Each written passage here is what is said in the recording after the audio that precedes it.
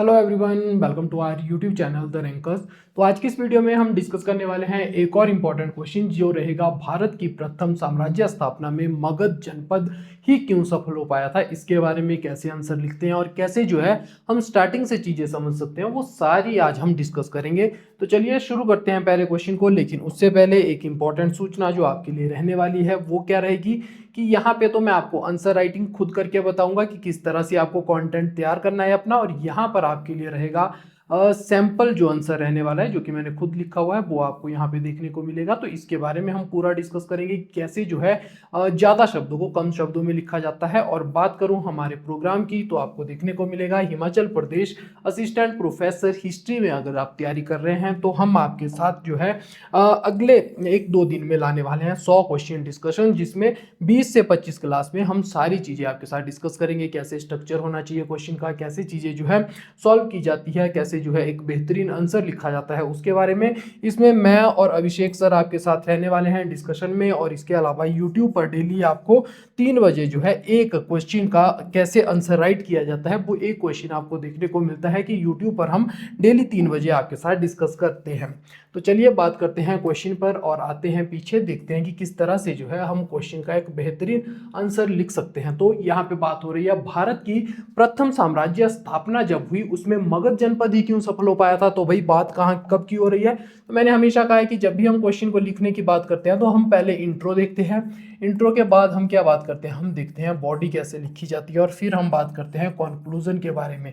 तो चलिए सबसे पहले आज भी हम बात कहाँ से करने वाले हैं, आज भी हम देखेंगे जो चीज़ है वो स्टार्ट करने वाले हैं हम इंट्रो से। तो इंट्रो की बात करें तो आपको यहाँ पे देखने को मिल रहा होगा कि प्रथम साम्राज्य स्थापना की बात हो रही है और मगध जनपद की बात हो रही है। तो मगध महाजनपद कब की बात हो रही है, 6ठी ईस्वी ईसा पूर्व 6ठी शताब्दी की बात हो रही है। ईसा पूर्व 6वीं शताब्दी की जो है यहाँ पर बात की जा रही है। तो आप मुझे फटाफट से बताने वाले हैं कि इस दौरान जो है क्या क्या चीजें चल रही थी, अपने दिमाग में लाइएगा। अगर मैं बात करूं तो राजनीति के क्षेत्र में हमें क्या देखने को मिल रहा था, तो यहाँ पे आपको देखने को मिलेगा राजनीति के क्षेत्र में हमें 16 जनपद देखने को मिल रहे थे। 16 जनपद या कहें 16 महाजनपद हमें देखने को मिल रहे होंगे। आप सब लोगों को उनके नाम पता है, मुझे डिस्कशन की कोई जरूरत नहीं है उसमें। हम जो बात करेंगे अपने काम की बात करते चलेंगे। आर्थिक रूप से क्या चल रहा था, तो आपको देखने को मिलेगा आर्थिक रूप से यह समय है द्वितीय नगरीकरण का। तो सेकंड अर्बेनाइजेशन जो भारत में होती है वो इसी समय हमें देखने को मिलती है। तो द्वितीय नगरीकरण का जो है ये हमें समय देखने को मिलता है। अगर बात करूं सामाजिक क्षेत्र में क्या हो रहा था, तो सामाजिक क्षेत्र में आप इसी समय देखोगे कि ब्राह्मण धर्म में पूरा कर्मकांड जो है अपने चरम पर है। ब्राह्मण धर्म या सनातन धर्म, वैदिक धर्म, कुछ भी बोलिए, वो आपको देखने को मिलेगा कि पूरा जो है कर्मकांडिया हो रखा है। लेकिन दूसरी ओर हमें देखने को मिलेगा एक आंदोलन जिसमें हम क्या देखेंगे भाई, यहाँ पे बौद्ध धर्म का उदय हो रहा है। इसके अलावा अगर बात करूं तो आपको देखने को मिलेगा जैन धर्म का उदय हो रहा है। और इसके अलावा एक और बड़ा जो यहाँ पे चेंज आता हुआ आपको दिखाई देगा वो भी आर्थिक रहेगा। आर्थिक कौन सा चेंज रहने वाला है, यहाँ पर आहत सिक्कों का प्रयोग हो रहा है। तो आहत सिक्के भी बनना शुरू इसी समय हो चुके हैं। तो आपको देखने को मिलेगा कि ये हमारा इंट्रो है। अब इसको कैसे शब्दों में पिरोएंगे उसके बारे में मैं आपके साथ बात करने वाला हूँ। ये कुछ चेंज चल रहे हैं तो इसके आधार पर ही हम अपनी इंट्रो बनाने वाले हैं। तो आज की जो मेरी इंट्रो रहेगी थोड़ा सा उसको जो है हम डिस्कस कर लेते हैं यहाँ पे।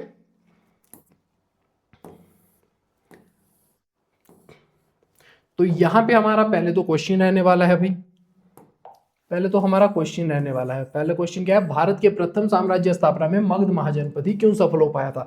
तो इंट्रो यहां से शुरू आपको देखने को मिलेगी। और इंट्रो में क्या है, भूमिका में क्या है कि ईसा पूर्व 6ठी शताब्दी भारतीय उपमहाद्वीप में तीव्र सामाजिक, समाज में हमने क्या पढ़ा, धर्म पढ़ा, कौन सा, बौद्ध धर्म पढ़ा, जैन धर्म का उदय होता देखा है। इसके अलावा अगर बात करो तो वैदिक धर्म पूरी तरह से कर्मकांडिया हो रखा है। वो सारी चीज इस एक वर्ड में समा गई, वैदिक, सामाजिक, राजनैतिक। राजनैतिक में हमने देखा 16 महाजनपदों की जो है क्या हो रहा है, 16 महाजनपद उभर रहे हैं। और इसके अलावा आपको देखने को मिल रहा है कि उनका आपसी संघर्ष हो रहा है। तो वो यहाँ पे हमें देखने को मिल रहे हैं कि इस एक वर्ड में वो समा गए।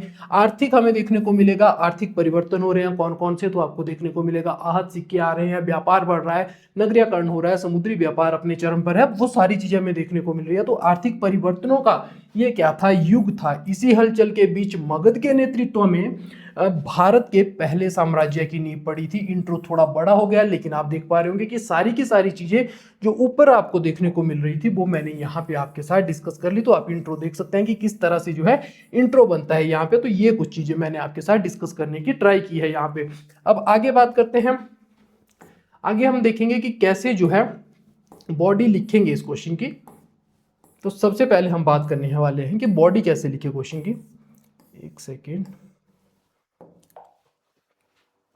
तो यहां पे अगर बॉडी की बात की जाए तो देखिए आज हम वही चीजें डिस्कस करेंगे। आज फिर से हम फैक्ट से स्टार्ट करके कैसे हम शब्दावली बनाएं उसके बारे में देखने वाले हैं। तो यहाँ पे अगर मैं बात करूं तो पहली चीज आपको क्या पता है वही हम डिस्कस करेंगे। पहली चीज आपको जो पता है कि मगध की राजधानियों के बारे में आपको पता होगा।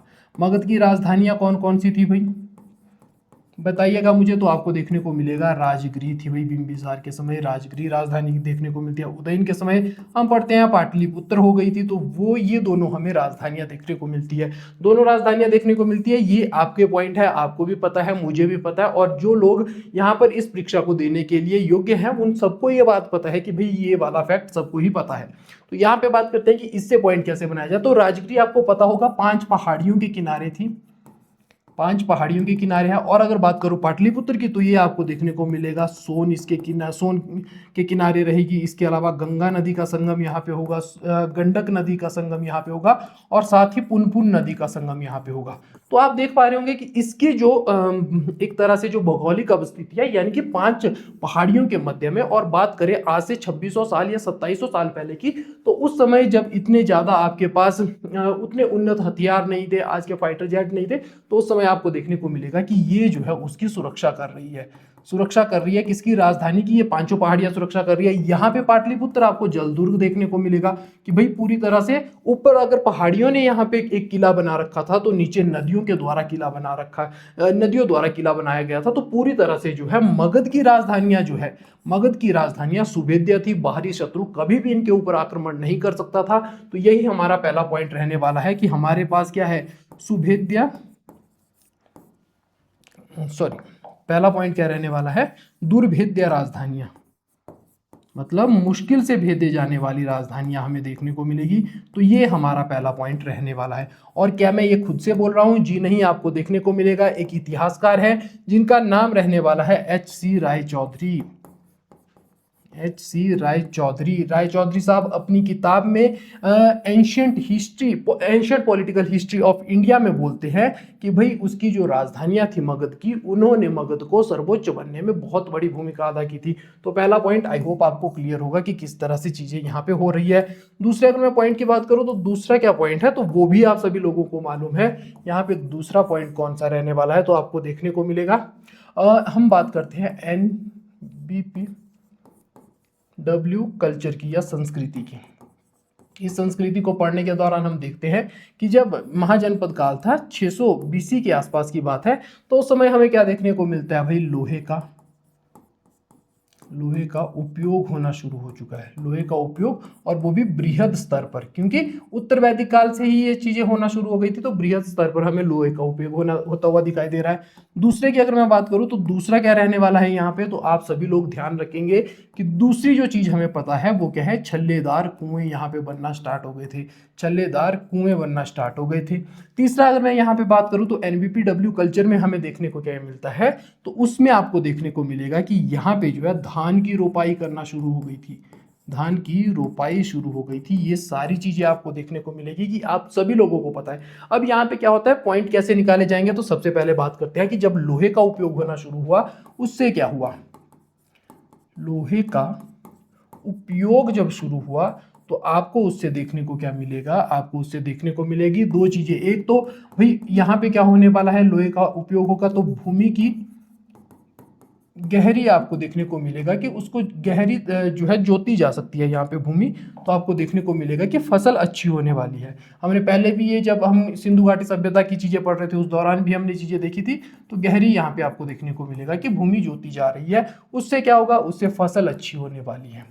फसल अच्छी होगी तो फसल अधिशेष होगा, अधिशेष होगा तो अधिशेष से क्या होगा आपको देखने को मिलेगा राजा को या राज्य को कर जो व्यवस्था है या राजस्व जो है वो ज्यादा मिलने वाला है। जब राजा को राजस्व ज्यादा मिलेगा तो वो अच्छी सेना रख पाएगा, अच्छी सेना रख पाएगा, अच्छी सेना रख पाएगा। पहला पॉइंट तो हमें ये देखने को मिल रहा है कि भाई जो लोहे का उपयोग हुआ उसे हल बनना स्टार्ट हुआ, उसे दरांटी हाशिए बनना जब स्टार्ट हुए या और स्ट्रॉन्ग जो है, पहले कांस्य के थे अब लोहे के होना स्टार्ट हो गए। तो पहले जो औजार टूट सकते थे अब बड़े बड़े पेड़ों को काटा जाने लगा, तो उससे जो है हमें भूमि प्राप्त हुई, फसल बड़ी, अधिशेष हुआ, कर और राजस्व बढ़ा और सेना राजा रखना शुरू कर दिया। अब दूसरा हमें क्या देखने को मिलेगा कि अचूक हथियार बनना स्टार्ट हो जाएंगे। अब एक और मान के चलिए किसी के पास कांसे के हथियार है और किसी के पास लोहे के हथियार है, तो बताइए कौन सा जीतेगा? ऑब्वियसली लोहे का हथियार जीतेगा। तो अगर कांसे का हथियार टूट गया, लोहे का हथियार चलता रहा, तो आपको देखने को मिलेगा भाई कि जो लोहे का हथियार है वो जब तक का दूसरा औजार या दूसरा हथियार जुटाने की कोशिश करेगा तब तक उसकी सैनिक के द्वारा हत्या कर दी जाएगी। तो ये बड़ा पॉइंट आपको यहाँ पे देखने को मिलेगा कि यहाँ पे क्या हो रहा है, अचूक हथियार बन रहे हैं लोहे के, अचूक हथियार लोहे के बन रहे हैं। तो आपको देखने को मिलेगा कि सेना और शक्तिशाली हो रही है, सेना क्या हो रही है, शक्तिशाली हो रही है। तो आपको ये ध्यान रखना है कि कैसे जो है लोहे का उपयोग हुआ। और एग्जाम्पल क्या है यहाँ पे, तो एग्जाम्पल में हम लिखने वाले हैं कि इनको अपने समय का सबसे बेहतर और गुणवत्ता पूर्वक जो लोहा है वो कहाँ मिल रहा है, तो वो मिल रहा है छोटा नागपुर पठार में, छोटा नागपुर पठार में आपको ये देखने को मिलेगा। अगर इसकी अब स्थिति की मैं बात करूं तो कहां पर आपको देखने को मिलेगी, अगर ये भारत का आपको मैप देखने को मिलेगा तो इस वाले क्षेत्र में आपको छोटा नागपुर क्षेत्र जो है यहां जैसे देखने को मिलेगा। और यहीं के पास तो आपको देखने को मिलेगा कि मगध भी है, तो मगध की जो है पूरी तरह से यहां तक पहुंच है। और एग्जाम्पल में हम यही लिखेंगे कि भाई छोटा नागपुर पठार से उसको बेहतरीन गुणवत्ता पूर्वक लोहा मिलता था। तो आप ये चीज नोट करेंगे। अब दूसरे पॉइंट पे आते हैं वापिस। दूसरा पॉइंट क्या था, तो वो है छल्लेदार कुएं और धान की रोपाई। देखिए एक तो आपको क्या देखने को मिलेगा कि मगध कहां पे है, मगध के कंट्रोल में है मध्य गंगा का मैदान, आपको मगध के कंट्रोल में देखने को मिलेगा। तो एक तो उपजाऊ भूमि है, उपजाऊ भूमि है, प्लस क्या होने लगा, धान की रोपाई होने लगी, धान की रोपाई होने लगी, धान की रोपाई होने लगी। प्लस आपको देखने को मिलेगा जहां पर दूर दूर जो सिंचाई जहां पर नहीं हो सकती थी वहां पर क्या हुआ, जहां पर जो है पानी मतलब नदी का पानी नहीं पहुंच पाता था वहां पर छल्लेदार कुआं बनना स्टार्ट हो गए, छल्लेदार कुएं बनना स्टार्ट हो गए, कृत्रिम सिंचाई भी शुरू हो गई। तो भाई ये सारा क्या कर रहे हैं, ये सारा फिर से कृषि अधिशेष पैदा कर रहे हैं, कृषि अधिशेष पैदा कर रहे हैं। और इससे क्या होगा, राज्य की अर्थव्यवस्था पुनः ऊपर उठती हुई आपको दिखाई देगी। और ये बात मैं खुद से नहीं बोल रहा, एक बहुत ही फेमस इतिहासकार हुई है जिनका नाम रहेगा मैडम रोमिला थापर जी। रोमिला थापर जी की ये स्टेटमेंट है। और रोमिला थापर जी अपनी किताब में फ्रॉम लिनेज टू स्टेट में ये बात लिखती है कि इस तरह से चीजें होना स्टार्ट हुई थी। तो ये इंपॉर्टेंट पॉइंट आपको देखने को मिलेगा। एक और इंपॉर्टेंट पॉइंट, तो ये सारी चीजें आपको पता थी, मैंने कुछ और चीजें एक्स्ट्रा आपको नहीं लिखवाई, बस उसी में से कैसे पॉइंट बनाया जाता है वो आपके साथ डिस्कस कर रहा हूं। अब एक बात करते हैं, आपने पढ़ा होगा जब हम मौर्य साम्राज्य को पढ़ते हैं तो वहां पर एक बहुत बेहतरीन स्टेटमेंट आती है अर्थशास्त्र की। अर्थशास्त्र में लिखा गया है कि भाई जो कलिंग अशोक के द्वारा जीता गया था उसके पीछे का उद्देश्य क्या था, उसके पीछे का उद्देश्य था कि कलिंग में बहुत बेहतरीन हाथी मिलते थे। तो उसी स्टेटमेंट को कोट करते हैं, कलिंग में हाथी मिलते थे। देखिए आगे पीछे से भी पॉइंट आप ले सकते हैं, लेकिन एग्जांपल हम उसी काल का उठाएंगे। अभी जो है आपको जो चीज पता है उसके बारे में बात कर रहा हूं। तो यहाँ पे बात की जाए तो आपको देखने को मिलेगा ये भारत का मैप रहने वाला है और कलिंग इस वाले क्षेत्र में आपको देखने को मिलेगा। कलिंग जो वर्तमान ओडिशा है उसकी बात यहाँ पे हो रही है। तो यहाँ पे अगर बात की जाए तो आपको देखने को मिलेगा कि हाथी मिल रहे हैं। ये कहाँ पे लिखी गई है स्टेटमेंट, ये वहां पर लिखी गई है अर्थशास्त्र में। लेकिन आप देखोगे कि इनसे क्योंकि बेहतर हाथी मिल रहे हैं तो इससे क्या होगा, अब मगध के पास क्या है, मगध के पास है भाई हाथी, लेकिन और मगध की जो भूमि है आप देखोगे कि सारी नदियां हैं। और इसके अलावा आप देखेंगे कि इसकी अगर आप राजधानी की ओर बढ़ना चाहेंगे तो दलदली भूमि आएगी। मध्य गंगा का मैदान जो है दलदली भूमि के रूप में आपको देखने को मिलेगा।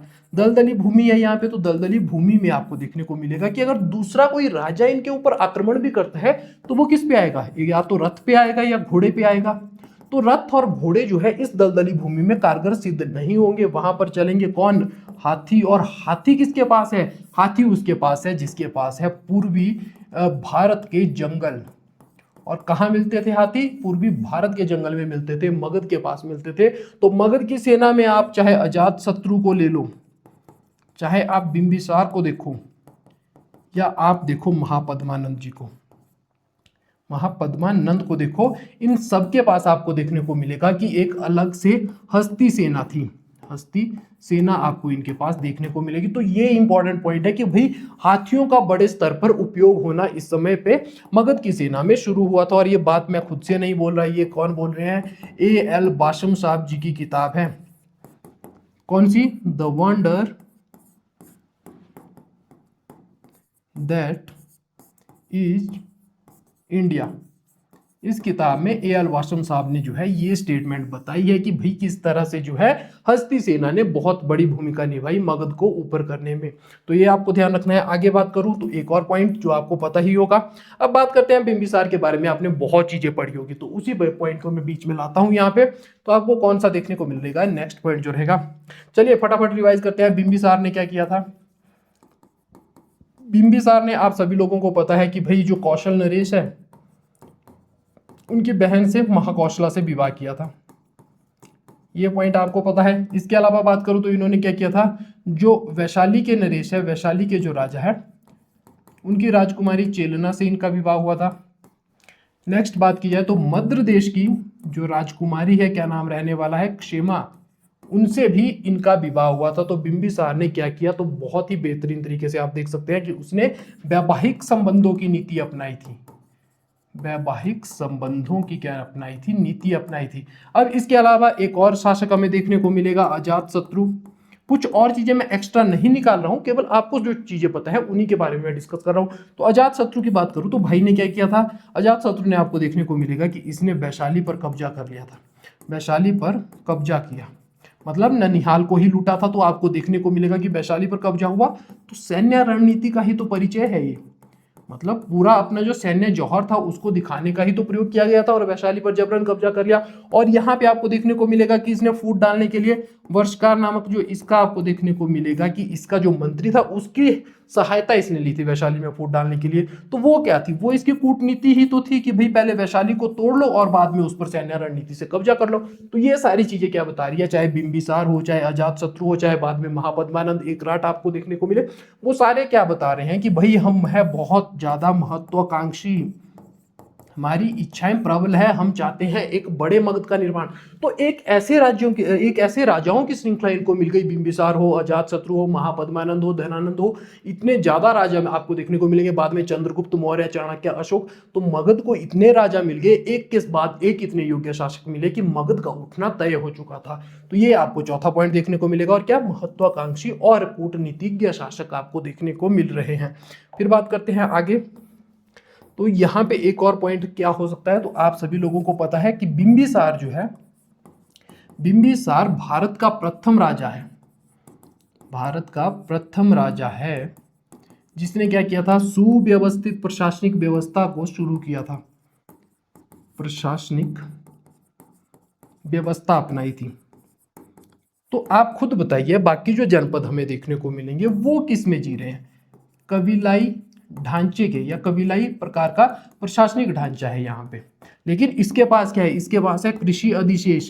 कृषि अधिशेष से क्या हो रहा है, कृषि अधिशेष से कर मिल रहा है, कर से जो है सेना को पैसा मिल रहा है, पदाधिकारियों को पैसा मिल रहा है। तो इसने क्या किया, वेतनभोगी, वेतनभोगी, और आपको देखने को मिलेगा कि जो सुयोग्य व्यक्ति हैं उनको प्रशासन में शामिल कर एक बेहतरीन प्रशासनिक ढांचे की नींव रखी गई। तो इससे क्या होगा, इससे हमें देखने को मिलेगा कि भाई जो कबीलाई प्रशासनिक ढांचा है, जिनके पास ना उतनी व्यवस्था है, ना कुछ और चीज है, ना उतने सुयोग्य व्यक्ति है, लेकिन ये आपको देखने को मिलेंगे कि बेहतरीन प्रशासनिक ढांचे ने किस तरह से अंग्रेजी साम्राज्य को उठा दिया था। तो ये तो आपको देखने को मिलेगा कि तत्कालीन मगध था, तो इस तरीके की चीजों ने भी बहुत बड़ा सहयोग किया था। इसके अलावा यहाँ पे बात करते हैं तो एक और चीज आपको देखने को मिलेगी। अब कुछ जो है आर्थिक चीजें हम देख लेते हैं कि आर्थिक परिणाम क्या थे। तो आर्थिक परिणामों में आप सभी को याद होगा, उत्तरापथ किसके कंट्रोल में था, भाई उत्तरापथ मगध के कंट्रोल में था। इसके अलावा बात की जाए गंगा नदी, गंगा नदी का जल मार्ग किसके कंट्रोल में आ रहा है, तो आपको देखने को मिलेगा वो भी मगध के कंट्रोल में है। अंततः बात करूं तो आप सभी लोगों को पता होगा कि अंग देश को किसने जीता था, अंग की राजधानी चंपा पर किसका कंट्रोल था, बिंबिसार ने जीत लिया था। तो अब आप देख पा रहे होंगे कि किस तरह से चीजें यहाँ पे, अगर मैं डिस्कस करूं थोड़ा सा, तो यहाँ पे आपको देखने को मिलेगा कि ये हमारा भारत देश रहने वाला है, यहाँ पे मगध है और यहाँ पे आपको अंग देखने को मिल रहा है। तो अंग से क्या होगा, इस तरफ आपको देखने को मिलेगा कि हमारा जो दक्षिणी व्यापार है, दक्षिण पूर्व एशिया, इस वाले इलाके को क्या कहते हैं, दक्षिण पूर्व एशिया कहा जाता है इस वाले इलाके को। तो यहां से क्योंकि अब अंक को जीत लिया, यहाँ पे जो आपको इसके बंदरगाह देखने को मिलेंगे वो डायरेक्ट दक्षिण से क्या करते हैं, दक्षिण से व्यापार करते हैं। तो एक बहुत बड़ी ये इसकी आपको उपलब्धि देखने को मिलेगी। तो यहाँ पे इस तरह से व्यापार कहाँ पहुंचा, व्यापार में वृद्धि हुई। व्यापार में क्या हो रहा है, वृद्धि हो रहा है। दूसरी तरफ अगर देखा जाए तो आपको एक और चीज मैं समझाना चाहूंगा यहाँ पे कि इनका जो समाज है, दोनों को इंटरलिंक कर दीजिएगा आप पॉइंटों को। तो इनके समाज के बारे में अगर मैं बात करूं तो यहाँ पे इस समय एक और मैप के माध्यम से आगे डिस्कस करते हैं। यहाँ पे इनका समाज प्रगतिशील है, और प्रगतिशील में कैसे है, यहाँ पे आपको पता होगा कि इस तरफ जो है वैदिक संस्कृति है जो धीरे धीरे इस ओर अपने पैर पसार रही है। और इस तरफ कौन सा है, इस तरफ मगध वाला क्षेत्र हमें देखने को मिल रहा है, अंग वाला क्षेत्र देखने को मिल रहा है। तो इस वाले इलाके में अभी जो वैदिक संस्कृति में कर्मकांड आना शुरू हुए थे वो उत्तर वैदिक काल तक यहाँ तक पहुंचे थे। और यहाँ तक जब पहुंचे तो इसी समय आपको देखने को मिलेगा कि इस वाले क्षेत्र में क्या होना स्टार्ट हो गया, यहाँ पे धार्मिक सुधार आंदोलन स्टार्ट हो गए। धार्मिक सुधार आंदोलन जो है यहाँ पे स्टार्ट हो गए। और धार्मिक सुधार आंदोलन जब स्टार्ट हुए तो उसमें किसका नेतृत्व आपको देखने को मिलेगा, गौतम बुद्ध ने एक नेतृत्व किया, और महावीर आपको देखने को मिलेंगे, और अन्य भी बहुत सारे छोटे छोटे संप्रदाय हमें देखने को मिलते हैं। तो इन्होंने क्या किया, इस वाले क्षेत्र में जो है जो संक्रमणकालीन क्षेत्र है जहाँ पे दोनों संस्कृतियां मिल रही थी, वहां पे धार्मिक आंदोलन शुरू हो गए। तो ये वाला जो है कॉन्टेक्ट से अभी बाहर था। यहाँ पे आपको देखने को मिलेगा कि लंबे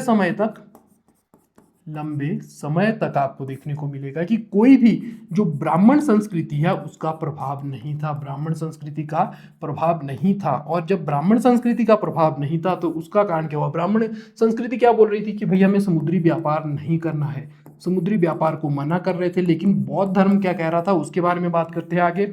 और आपको देखने को मिलेगा कि ये लोग क्या बोल रहे थे, ये लोग कह रहे थे कि भाई हम सूद नहीं ले सकते, ऋण या उधार नहीं ले सकते। लेकिन गौतम बुद्ध और महावीर क्या बोल रहे थे कि भैया आप क्या करो, व्यापार करो। जैन तो कहते ही थे व्यापार करो, कैसे, सूद लेकर व्यापार करो, समुद्री व्यापार करो। तो समुद्री व्यापार आपको यहाँ पे बौद्ध धर्म में देखने को मिलेगा। तो इस तरह से चीजें आप देखोगे कि कैसे परिवर्तित हो रही है। और यहाँ पे जो है किस तरह से जो प्रगतिशील समाज था उसने एक बेहतरीन भूमिका निभाई उसके व्यापार को सुधारने में। और यहाँ तक आप देखोगे, हम पढ़ते हैं जब वैदिक संस्कृति को तो हम क्या देखते हैं, हम देखते हैं कि इस तरह का कुछ स्ट्रक्चर है जिसमें सबसे ऊपर कौन बैठे हैं, ब्राह्मण लोग बैठे हैं। नीचे कौन बैठा है, तो नीचे आपको क्षत्रिय देखने को मिलेगा। और यहाँ पे आपको देखने को मिलेगा कि वैश्य रहेंगे, और यहाँ पे आपको शूद्र देखने को मिलेंगे। और इन पर बहुत ज्यादा आपको देखने को मिलेगा डिपेंडेंसी है। लेकिन यहाँ पे आप देखोगे तो यहाँ पे जो है आप पाओगे कि जो शूद्र है वो प्रशासक वर्ग में शामिल हो रहा है, या आपको देखने को मिलेगा कि जो लोग जो है आपको वैश्य देखने को मिलेंगे उनको बहुत ज्यादा इज्जत यहाँ पे मिल रही है, जो व्यापार यहाँ पे कर रहे हैं। तो इसने क्या किया, इसने एक प्रगतिशील समाज को जो है उसकी नींव रखी, रूढ़ियों से दूर था, इसलिए जो है व्यापार बेहतरीन तरीके से आगे बढ़ता रहा और नगरीकरण की यहाँ पे शुरुआत हुई। तो चलिए अब देखते हैं कि कैसे जो है क्वेश्चन बनता है, उसके बारे में मैंने कैसे जो है इन शब्दों को अपने क्वेश्चन में पिरोया है उसके बारे में थोड़ा सा हम देख लेते हैं यहाँ पे। तो पहले बात की जाए, फिर से क्वेश्चन पढ़ते हैं, भारत के प्रथम साम्राज्य स्थापना में मगध महाजनपद ही क्यों सफल हो पाया था, परीक्षण करें। तो इसमें क्या देखने को मिल रहा है कि ईसा पूर्व 6वीं शताब्दी भारतीय उपमहाद्वीप में तीव्र सामाजिक, राजनीतिक, आर्थिक परिवर्तनों का युग था। इसी हलचल के बीच मगध के नेतृत्व में भारत के पहले साम्राज्य की नींव पड़ी थी। तो ये आप लोगों को सारा क्लियर होगा। अब बात करता हूं आगे। तो आगे आपको क्या देखने को मिलेगा कि मगध के उद्भव के क्या कारण थे।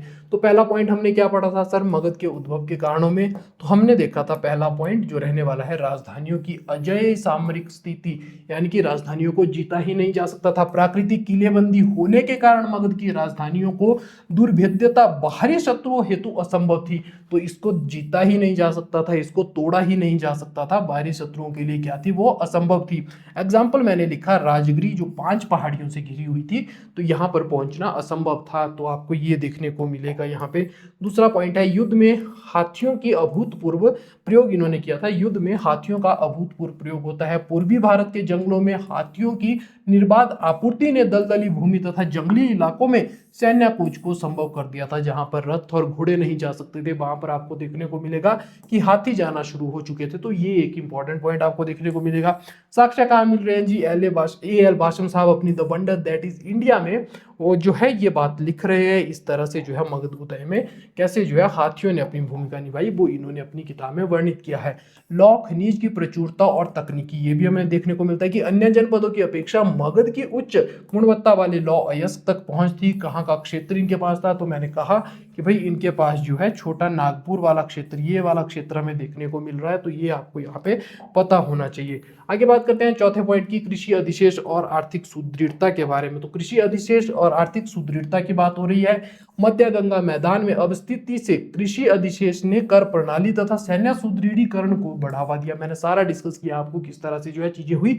और एनबीपीडब्ल्यू कल्चर जो है उसने धान की रोपाई, उसमें धान की जो रोपाई है उसने कर प्रणाली को या कृषि अधिशेष को बढ़ावा दिया था। नेक्स्ट है महत्वाकांक्षी शासक तथा कूटनीतिज्ञ शासक। तो इसमें क्या है, मगध के शासकों ने कूटनीति, वैवाहिक संबंध और क्रूर सैन्य बल के माध्यम से क्या किया, तो उन्होंने जो है प्रयोग किया। और बिंबिसार ने जैसे कौशल, वैशाली आदि में वैवाहिक संबंध स्थापित किए और अपने जो संबंधी राज्य थे उनको अपने ओर करने की कोशिश की, उनको शत्रु से जो है संबंधी बनाने की कोशिश की। अजात शत्रु ने वैशाली पर कब्जा कर लिया, तो उस तरह से हमें चीजें यहाँ पे देखने को मिल रही है। फिर बात करते हैं सुदृढ़ प्रशासनिक ढांचा। मगध ने कभी लाई शासन प्रणाली को छोड़ पेशेवर, वेतनभोगी और केंद्रीय प्रशासनिक व्यवस्था का विकास किया था। महापद्मानंद ने महामात्रों की नियुक्ति की थी।